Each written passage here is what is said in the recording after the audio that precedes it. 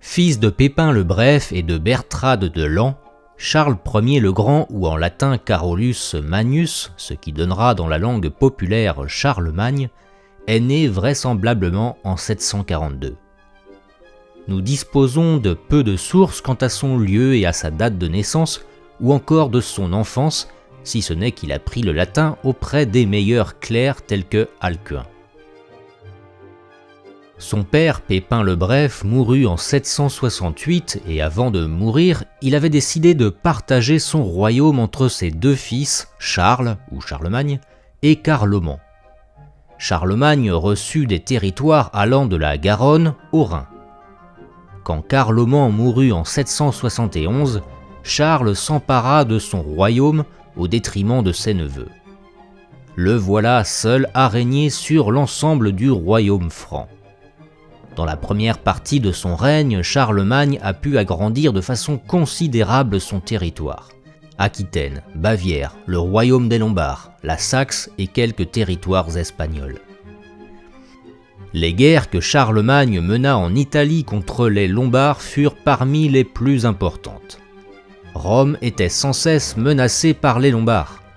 Même si Charlemagne épousa Désirée, la fille du roi lombard, Didier, cela ne servit à rien. En 773, Charlemagne intervient à la demande du pape contre Didier. Le secours franc fait apparaître pour la première fois cette alliance qui durera des siècles entre la papauté et ce qui deviendra le royaume de France. En 774, Pavie tombe et Charlemagne devient roi des Lombards.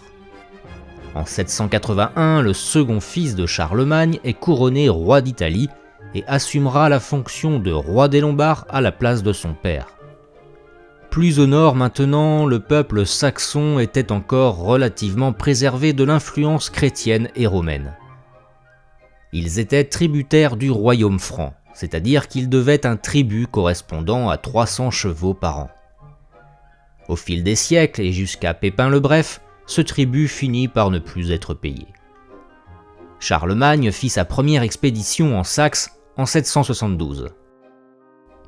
Il détruit tous les symboles païens encore très présents chez ce peuple, soumet plusieurs de leurs chefs et impose le premier capitulaire saxon, prévoyant entre autres la peine de mort à la moindre manifestation païenne. D'autres capitulaires s'ensuivirent et la Saxe se soumit définitivement en 804. Alors que le christianisme s'étendait assez simplement chez le peuple germain, Charlemagne dut avoir recours à la force pour christianiser le peuple saxon. Repartons au sud-ouest du continent vers l'Espagne. Depuis leur défaite à Poitiers, les musulmans ne lorgnaient plus sur la Gaule. Le père de Charlemagne, Pépin le Bref, avait refoulé les dernières poches d'hommes présents près de Narbonne. En 777, Charlemagne, alors en Saxe, reçut des émissaires de plusieurs gouverneurs musulmans d'Espagne, alors en lutte contre l'émirat de Cordoue. Charlemagne, dans le but de sécuriser sa frontière, intervient en 778. L'expédition ne se déroula pas comme prévu et après avoir pillé Pampelune, Charlemagne et ses troupes quittèrent l'Espagne. Le souvenir du retour des troupes fut raconté et quelque peu romancé dans la chanson de Roland. En 794, la Bavière intégra définitivement le royaume franc lorsque Charlemagne l'a repris à son chef Tassilo. En 791, les Avars, d'origine turque, subirent une première expédition de Charlemagne et de son fils Pépin d'Italie. Il faudra attendre l'année 805 pour voir les derniers Avars se soumettre. Les Frisons et les Slaves suivront ainsi que les Bretons, qui subirent en 786 une puissante expédition franque dont l'objectif était la soumission de leur chef. Il fallut plusieurs expéditions en Bretagne pour aboutir au ralliement d'une partie de l'aristocratie bretonne à la monarchie franque, d'où sortira le père des Bretons, Nominoé. Face à la puissance de l'empire byzantin porté par son empereur et son patriarche, Rome et son pape durent s'appuyer sur un État puissant. Le royaume franc des Carolingiens allait remplir ce rôle.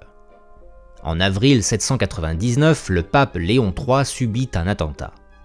Après avoir été emprisonné, il fut délivré par le duc de Spolète. Charlemagne promet de venir aider le pape contre ses adversaires. Le 23 novembre 800, Charlemagne est accueilli à Rome, puis le 24, il s'installe au Vatican. Il préside alors une assemblée au cours de laquelle s'affrontent le pape et les hommes qui en ont voulu à sa vie. Ce sera au cours de cette assemblée que se posera la question de l'accession de Charlemagne au trône impérial. Après s'être mis d'accord, le jour de Noël 800, en la basilique Saint-Pierre, Charlemagne devient empereur d'Occident. L'empire était si vaste que Charlemagne le divisa en circonscriptions et dut avoir recours à l'aristocratie, incarnée par les comtes, pour l'administrer. Pour s'assurer de leur soutien, Charlemagne leur demanda de prêter serment de fidélité et envoya les missi dominici, représentés par un laïc et un ecclésiastique, pour en contrôler la bonne administration. Sous Charlemagne, l'Église, quant à elle, jouit d'une sérénité et d'une autorité qu'elle n'avait pas connue depuis Constantin. Charlemagne pourvoit aux besoins matériels de l'Église et facilite l'apostolat. Les nombreux pèlerinages de l'empereur témoignent de sa grande piété. Charlemagne et l'Église vont œuvrer ensemble à la transformation de la société rurale en féodalité. Sous Charlemagne, et appuyés par l'Église qui condamne l'esclavage, les esclaves sont émancipés en serfs et demeurent sous la protection d'un seigneur. Sous Charlemagne encore, poussé par le développement des monastères, un formidable élan artistique, scientifique et culturel se développe pour aboutir à ce qui fut appelé la Renaissance carolingienne. À la mort de son fils Pépin d'Italie, Charlemagne en 813 décide de préparer sa succession.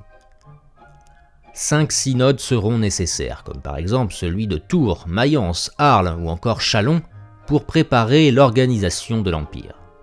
Ces dispositions furent ratifiées à Aix-la-Chapelle, la même année, au cours d'une cérémonie où Charlemagne mit lui-même la couronne impériale sur la tête de Louis, son seul fils survivant. Charlemagne, roi des Francs et des Lombards et empereur d'Occident, meurt le 28 janvier 814 à Aix-la-Chapelle, après 44 ans de règne. Si ce contenu vous a plu, n'hésitez pas à partager cette vidéo, à vous abonner à ma chaîne, et si vous voulez en savoir plus sur l'histoire de France, rendez-vous sur mon site internet édition-voxgallia.fr.